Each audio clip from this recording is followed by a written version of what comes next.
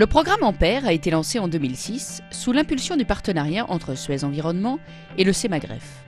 L'objectif ? Anticiper les enjeux de protection des milieux aquatiques et de la biodiversité fixés par la directive cadre européenne.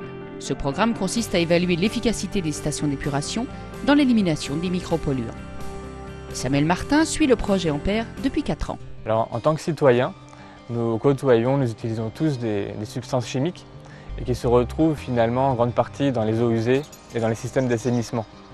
Or, paradoxalement, dans le monde du traitement d'eau, la pollution que nous avons à traiter, nous l'abordons avec des paramètres plutôt globaux du type matière en suspension, azote total. Et nous assistons en fait à une véritable révolution actuellement. Du fait de nouvelles réglementations comme la directive cadre sur l'eau européenne, nous sommes amenés à mesurer et traiter ces nouvelles molécules chimiques, ce que nous ne faisions pas actuellement, et les stations d'épuration n'étaient pas conçues pour cela. 21 stations d'épuration, représentatives du parc français, ont été passées au microscope. C'est la première fois, en France et en Europe, qu'une étude d'aussi grande ampleur est menée sur l'identification et le traitement des micropolluants. Avec plus de 2000 échantillons et près de 5000 analyses, le programme Ampère a nécessité la mise en place d'un dispositif conséquent. Il était important au niveau des opérations sur le terrain que les échantillons parviennent rapidement dans les laboratoires d'analyse. Et étant donné la grande quantité de molécules analysées, il y en avait 128 au total, il y a eu 8 laboratoires qui ont été impliqués dans ces analyses. Et donc la logistique était très importante pour permettre que ces échantillons préparés sur le terrain arrivent dans un délai de moins de 24 heures pour être préparés et analysés dans les laboratoires. Les résultats du projet Ampère sont très positifs.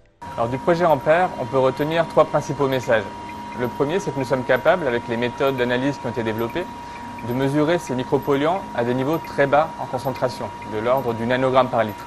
Le deuxième grand message, c'est que les stations d'épuration actuelles sont capables d'éliminer plus de 2/3 du flux de micropolluants, qu'elles sont déjà efficaces. Et le troisième élément, très important aussi, c'est que l'on a identifié des traitements complémentaires pour aller plus loin dans l'élimination de ces micropolluants. Ainsi, par exemple, dans le sud de la France, nous avons construit une station d'épuration pour éliminer ces micropolluants grâce à l'oxydation à l'ozone. Notre partenariat avec Suez Environnement est un partenariat emblématique de notre recherche partenariale.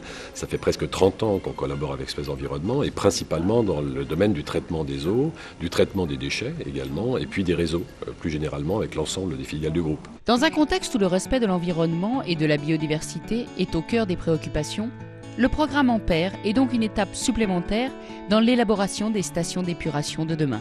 Alors, ce projet Ampère a permis en définitive de mieux préciser le rôle des stations d'épuration pour le traitement du micropolluant dans un système d'assainissement, en tant que dernier élément, dernier maillon du système avant rejet vers le milieu naturel.